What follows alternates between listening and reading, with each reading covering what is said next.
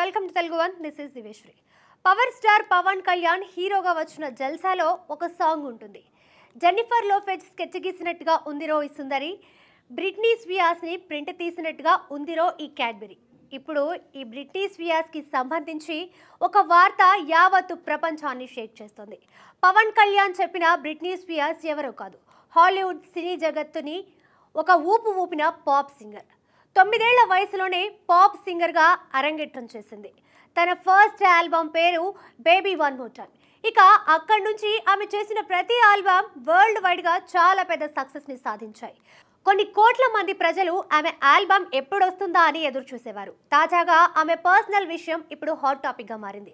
తన భర్త శామ్ అగర్జీ నుంచి విడాకులు తీసుకుంది. నిజానికి వాళ్ళిద్దరూ 8 నెలల కిందటే విడిపోయారు. విడాకులకు కారణం తమ మధ్య ఉన్న అవగాహన లోపమే అని బ్రిట్నీ స్పియర్స్ తెలిపింది.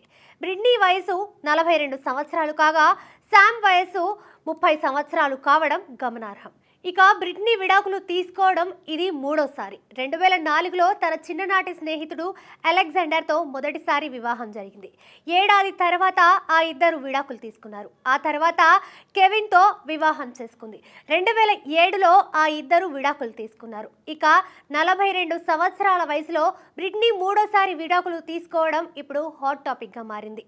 Every time, oops I did it again, gimme more, I am slave for you, Britney, piece of me, toxic, hold it against me తదితర హిట్ ఆల్బమ్స్తో కోట్లాది మంది అభిమానుల్ని సంపాదించుకుంది.